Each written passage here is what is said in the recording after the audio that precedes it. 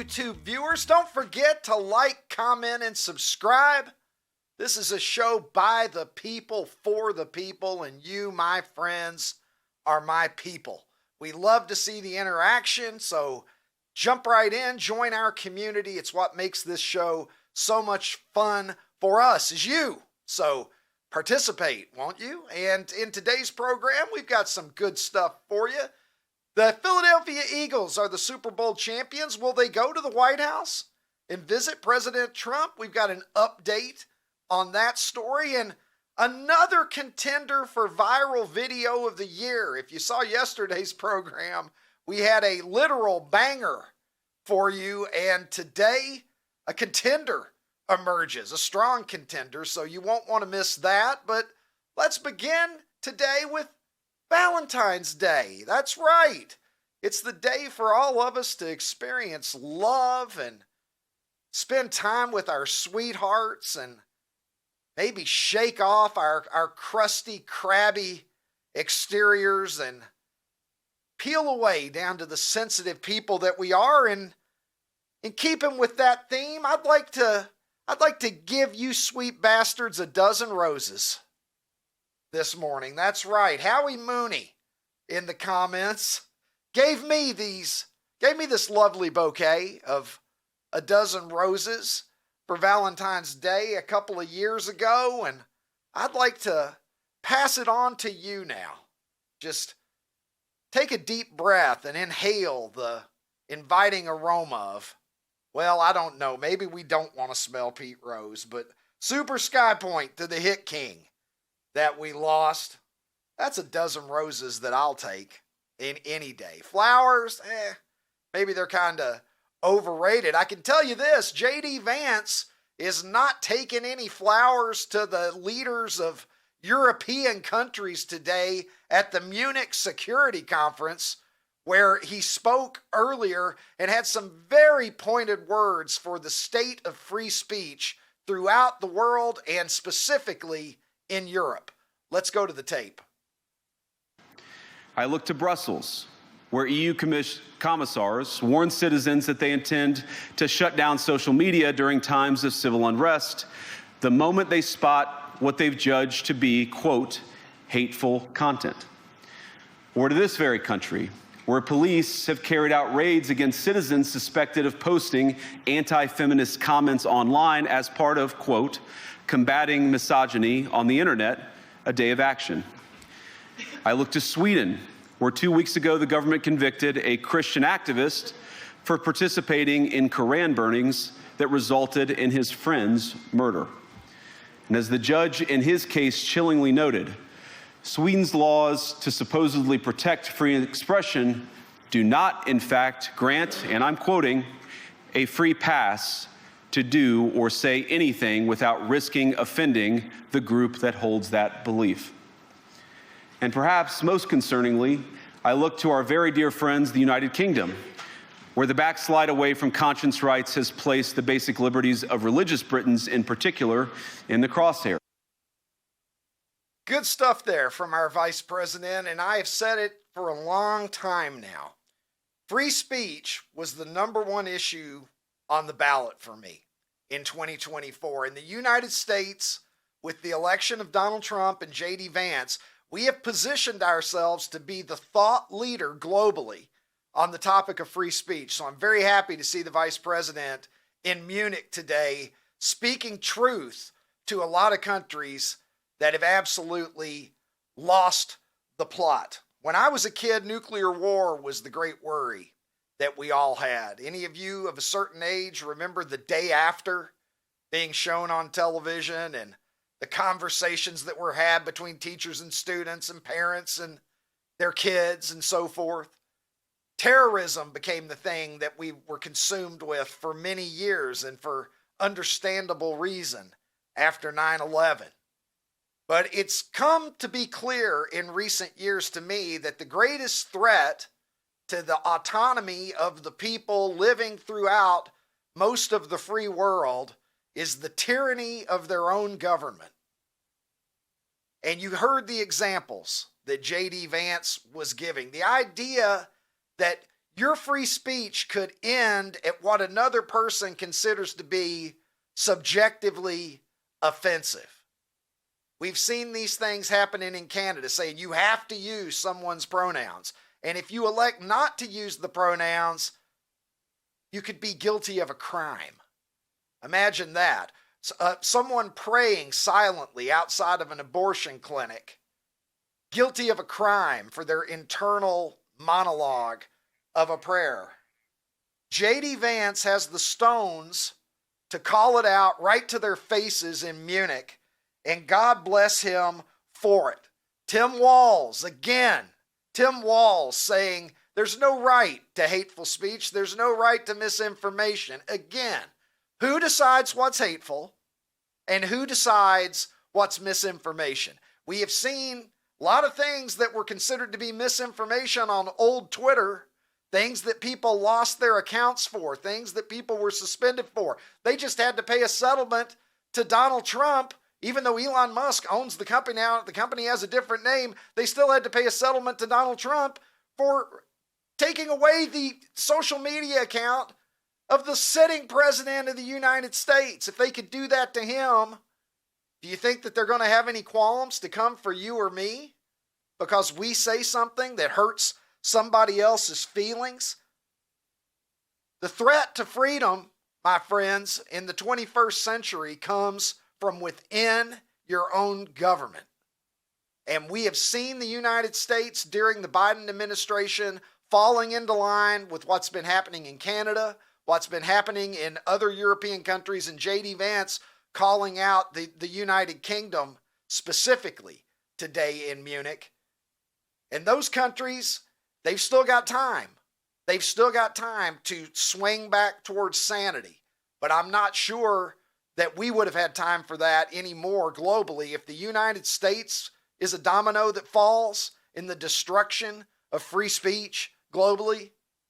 I'm not sure that any country is going to be able to give it back. So in many ways, I think the number one objective that Trump and Vance have, and we're spending a lot of time talking about Doge right now. Trump is signing a lot of executive orders, but don't forget, keep your eye on the subject of free speech, because I'm telling you right now, there are still a lot of people globally and within our own country that would be all too happy to restrict your ability to stand in the public sphere and say what you really think. And if that ever falls, there is no more United States of America. So thankfully, we have an administration now and a vice president that is not afraid to speak truth to power. And there are a lot of countries in this world that still need to hear it, and there are a lot of people still within our country that need to hear it. Well done, Vice President Vance. NBA All-Star Game is right around the corner. Do you give a shit? I can't say that I'm going to be watching it. We're playing a tournament now. We've got 4 teams. 3 of the teams are consisting of NBA All-Stars. The 4th team is going to be some combination Frankenstein's monster of rookies and sophomores and G League players.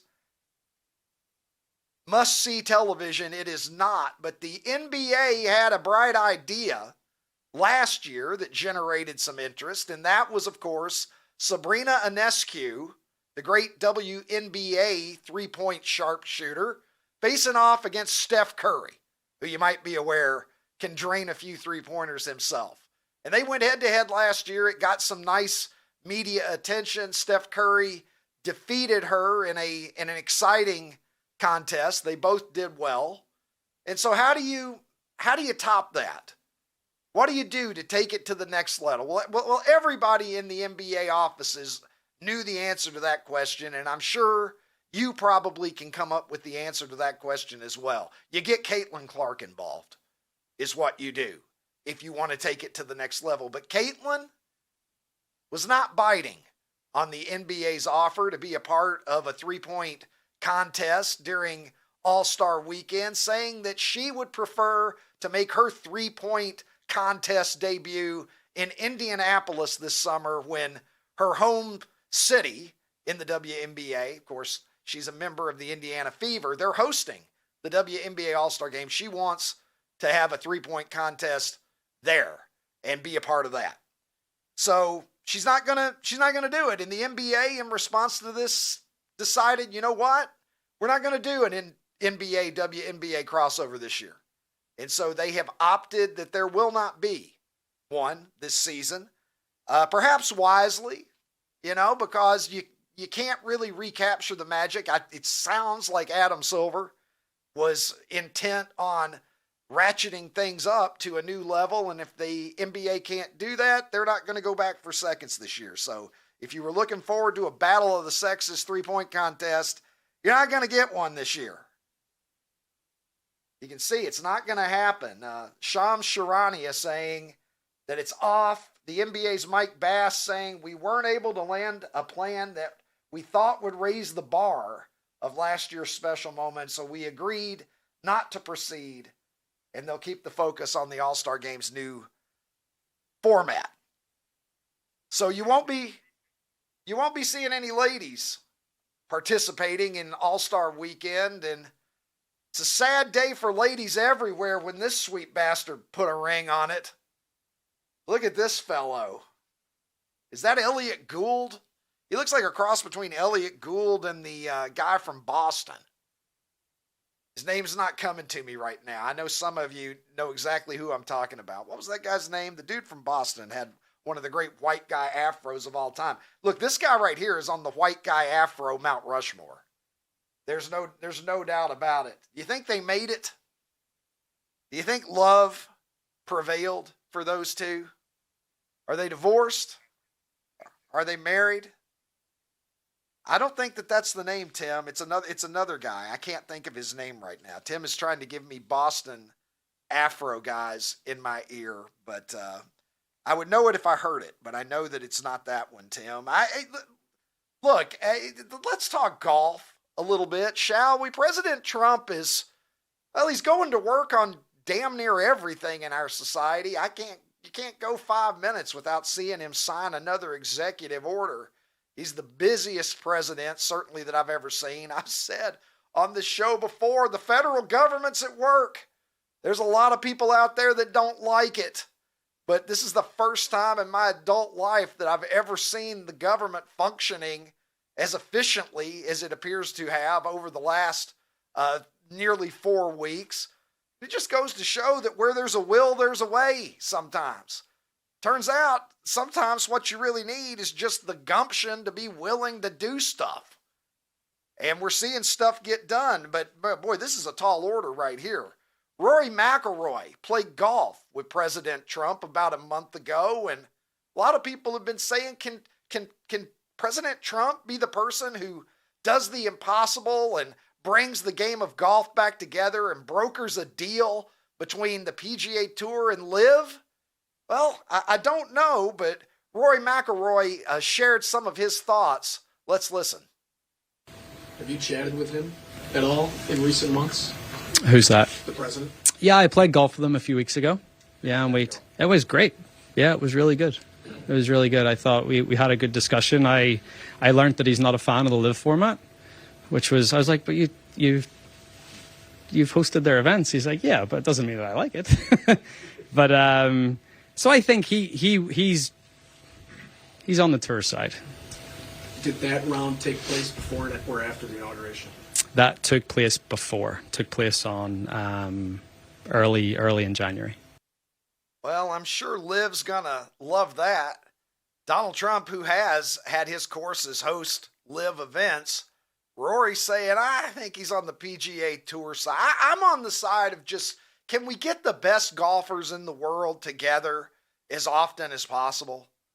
The majors are not enough. Yeah, you could argue it makes the majors more special because it's the only time that you see these guys together, but it's just not good for anybody. The longer that this goes on and we don't see Jon Rahm and Rory McIlroy in events competing with one another, it's not benefiting the game of golf. So, President Trump, if you're the person who can do it, get in there and do it. Find some time in between an executive order to fix golf for those of us that care about it. Speaking of caring about it, here's a dad that doesn't have 2 fucks to give. Honey, make sure the kids are asleep before I gun this bitch onto the freeway. Can you imagine what we used to think was a fine idea? Just look, it looks like they're leaving. Are they leaving Disneyland there, it appears? Do I see Dumbo flying by outside the window? This motherfucker just drove straight up to the Dumbo ride. Are you allowed to do that? I don't think you're allowed to do that. He doesn't care at all, this guy. But yeah, just let's take off with the kids laying there. What's the worst thing that could happen if you have to stop short? Now, they won't let you take your kids home from the hospital unless they see you put them in the car seat. All 5 of mine, we weren't going anywhere until a hospital employee saw that kid securely fastened into a car seat. My mom talks about bringing me home from the hospital in a Ford Falcon in 1971, just holding me in her arms. It was a different world. She also talks about taking me. I got to question my mom a little bit here. My mom also talks about when I was little, she would go to the grocery store when I was a toddler, and I would just ride with her shotgun standing up in the passenger seat. Kind of feel like my mom was trying to get rid of me. I'm not sure. I think she loves me.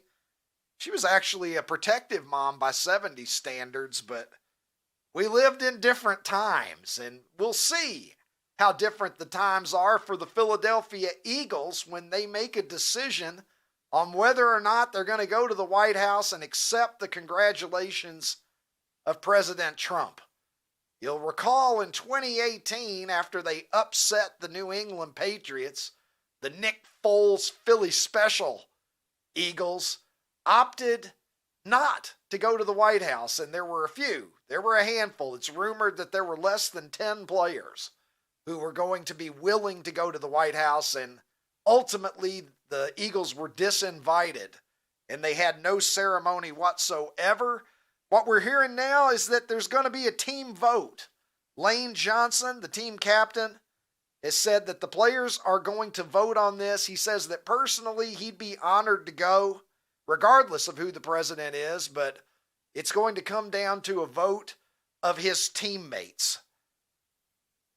Be interesting. There are only 4 players that were on that 2018 team that are on the 2025 team. So you have almost entirely new personnel. You have a different coaching staff. You got the same owner, Jeffrey Lurie, who has never been a Trump fan. But we'll see what happens. I think it will be good for the country. It'd be good for the NFL. Let's do it. What we do know about the Philadelphia Eagles is they're having a parade right now. It's happening as we speak. Let's take a look at the festivities in Philadelphia as our friend Ricky Ricardo and the Philadelphia Eagles gather to celebrate with their fans a Super Bowl championship.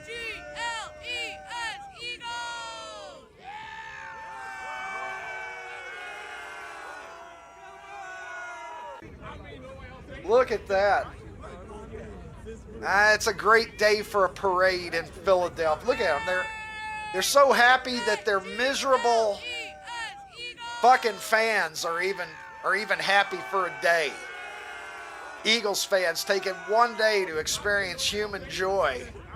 This thing kicked off at 7 a.m. this morning. Fans lining up for this bad boy. Enjoy it, you assholes. Enjoy it. You never know when you're going to win another one. Might be a long time. Here's a board game for, at one time, that man and his wife, they were deeply in love. She was his Valentine one day. Then they had kids. But take a look at this. Traditional gender roles as presented to you by Milton Bradley. Honey, can Cindy and I play some Battleship with you boys? How about you sink some goddamn dishes and stop with the yapping? This is a game for men, evidently. G4, it's a hit. Did they have to include the wife and the daughter doing domestic chores in the background? Was that necessary for the game?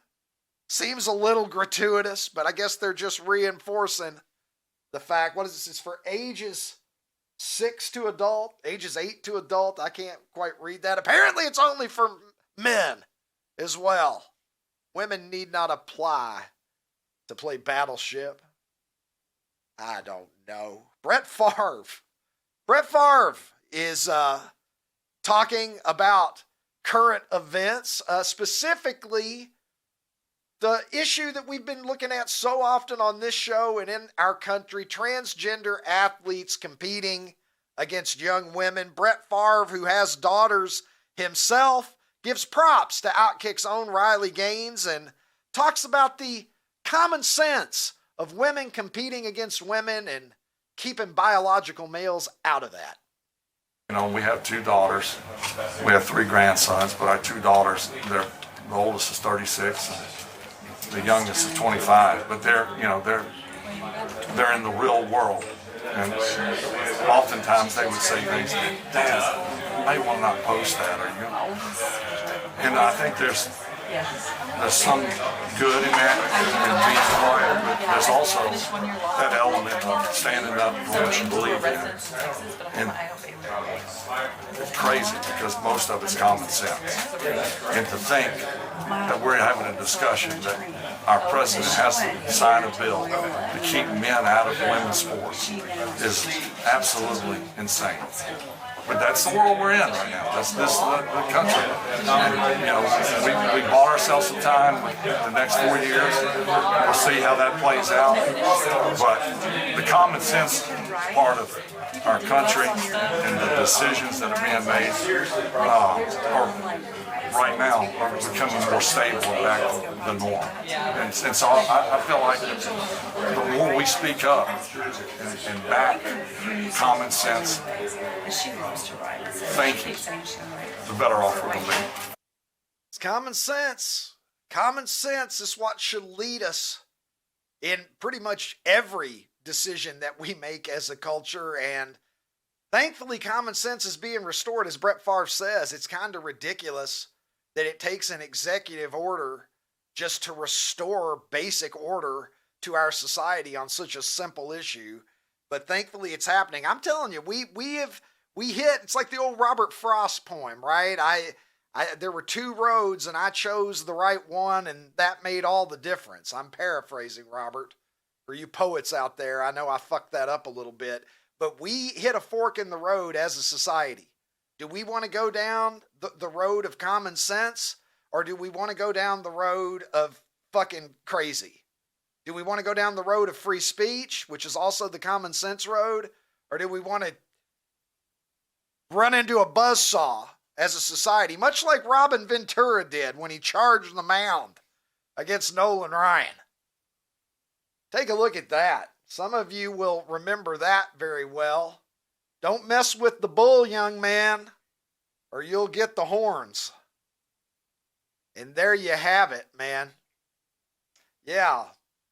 Don't ask Nolan Ryan to be your Valentine, because he'll make a counteroffer to you. In 1987, some of you may remember this. In 1987, Robin Ventura set an NCAA record by hitting in 57 straight games. 6 years later, Nolan Ryan set a major league record by hitting Robin Ventura 57 straight times in 1 game. Right on the cranium. That's what I call efficiency. Right there. Never charge Nolan Ryan. That's a game for men, son. Be careful. You might fuck around and find out. I can tell you somebody that's not going to be fucking around with Aaron Rodgers, and that's the Indianapolis Colts. Take a look at this. Aaron Rodgers has been told by the New York Jets, thank you, but goodbye. He's going to need a new home, whether that is going to be retirement, where he can just do mind-expanding drugs and not worry about football anymore, or whether that's going to be in the NFL, but his home's not going to be New York, and it's not going to be Indianapolis. Jeremiah here on X tweeting that he was cruising down I-70 and spat out his coffee. We're not signing Aaron Rodgers. Well, I'll tell you what, you might wish that you did when you're watching Anthony Richardson throw 3 interceptions a game and complete 48% of his passes next year. Aaron Rodgers might look pretty good, Indianapolis. We just heard from Brett Favre a couple of moments ago talking about societal issues. Have a look at this. The Brett Favre checklist. Let's go through it. These are all of the things that Aaron Rodgers has done, just like Brett Favre. Become a star with the Packers, check. Win a Super Bowl, check. They have 1 each. Brett got to 2. Aaron only got to 1, but they've both won. Keep choking in the playoffs. Well, that's a little cold, but okay, check. Hold the team hostage, check. Team drafts a replacement, check. Go play with the Jets for a little while. 1 full season in each case, check. Have a highly disappointing tenure with the team, check. I think Favre had 22 interceptions his year with the Jets, and you might recall the off-the-field incident of some selfies that he took of little Brett. So here's where Aaron Rodgers is. Play with the Vikings, send a dick pic, retire. Oh, come on now. I didn't even see the bottom part of this. Will he join the Vikings? That got aggressive there at the very end. Got very aggressive. Let's go now to the international streaming star who joins me from Nashville, Tennessee. He is, of course, Ronnie T-Shirts. Ronnie? That got a little bit aggressive at the bottom of that tweet.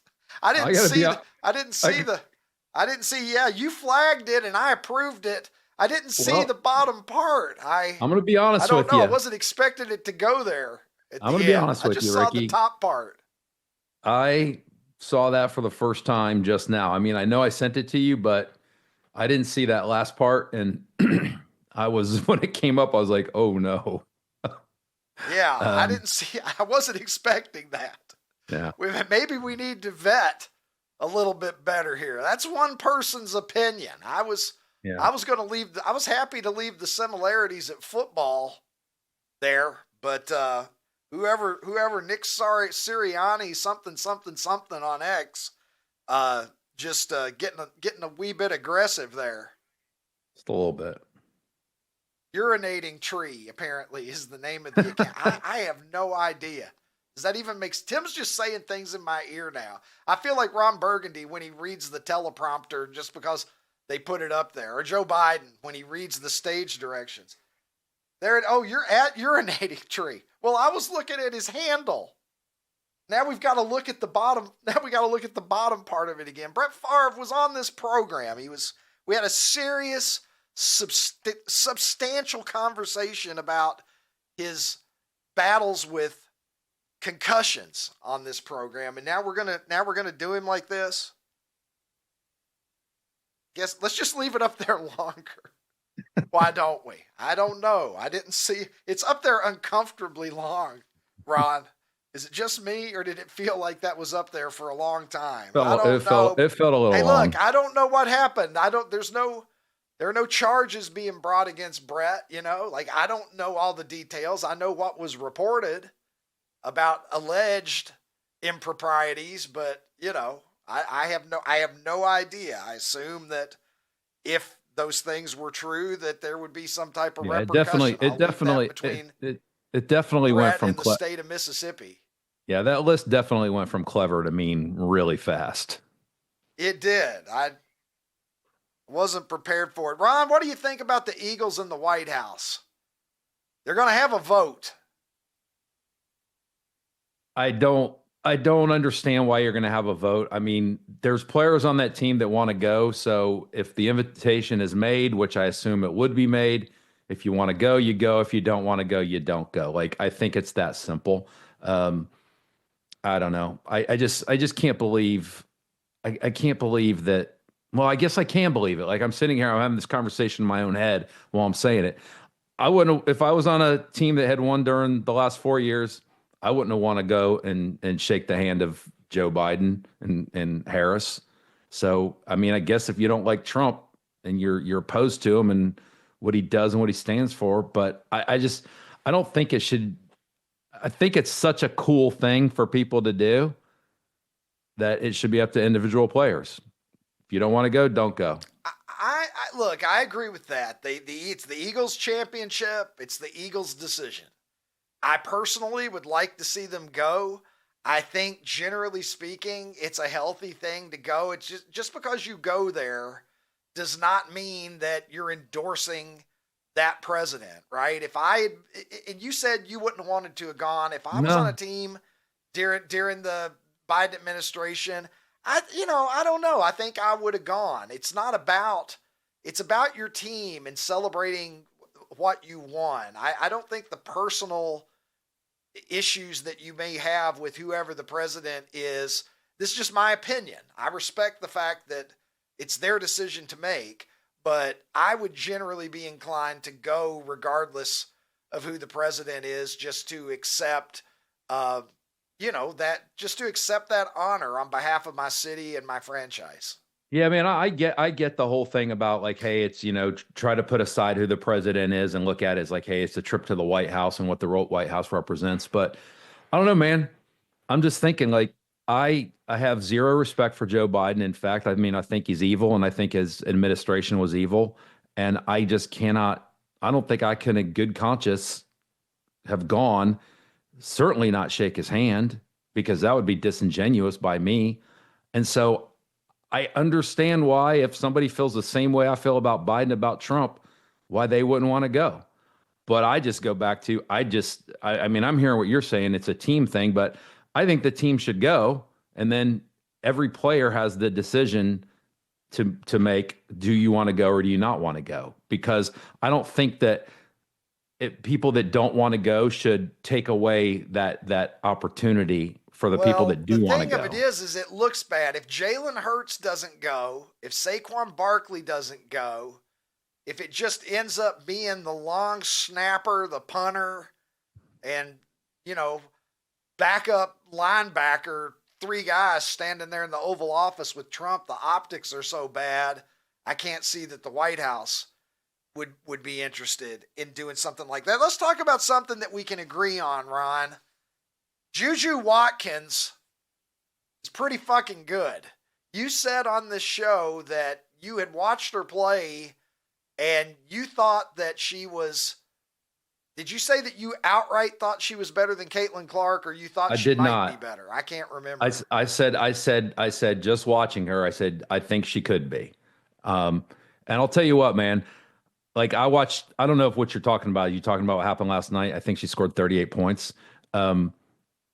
The one thing I see in her game that's different from Caitlin, one is I don't think she's as good a 3-point shooter, but she's so athletic, man, and she can take the ball to the hole really strong. And I don't see Caitlin doing that. And I've seen Juju Watkins block shots, and I don't see Caitlin playing that kind of defense. Well, look, dude, last night, USC was ranked number 6 going into last night's game against number 1 UCLA.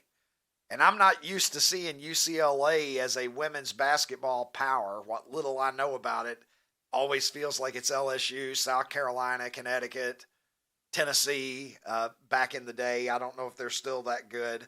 But she had 38 points, 11 rebounds, and 8 blocked shots last night. They knock off undefeated number 1 UCLA 71-58. So she is certainly impressive. In the WNBA, the women's game, the college game, and the pro game, they need more stars. Caitlin Clark alone is not going to get this done. What made the NBA, and people forget how bad off the NBA was in the 1970s. They were showing the finals, as we've discussed, Ron, on tape delay. 11:30 First at NBA night. finals I ever saw, 1979. It was the Bullets and the Supersonics, and they would show it after the local news. It would come on. I was up late watching this because Nobody really gave a shit. And then Magic and Bird came into the league in 1979, and then Jordan comes along 5 years later, and they're cooking at that point. Caitlin Clark cannot do this alone. And so Juju Watkins could be a very critical piece in making women's basketball sustainably popular. What the fuck, Ron?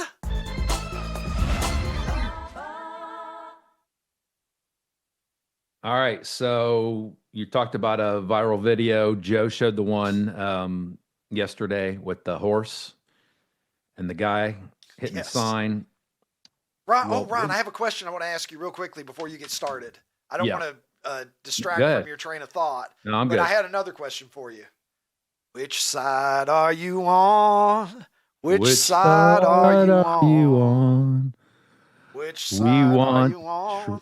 We want Trump to fail, and we want him to go to jail. Which side are you on? Which side are you on? Which side are you? Something from dawn to dusk. We hate Harlan Elon County, Musk. Kentucky. I mean, those people were just fools. Oh, just so good. Do you recall earlier in the week we talked about a humpback anglerfish? That was an ugly motherfucker, too. It was scary. I'd say more scary than ugly. Sticking out of his head. Yeah, scary. Well, I would say ugly, too. UGLY, that anglerfish doesn't have an alibi, Ron. It's ugly. So we are going to we're going to stick a little bit with the humpback theme. This time a humpback whale down in the Straits of Magellan. My man Adrian. I haven't seen this. My man Adrian Simicus. So I'm excited. And his dad were kayaking in the Straits of Magellan, and I don't know how or why, but Dell, his dad, was filming him, and then this happens.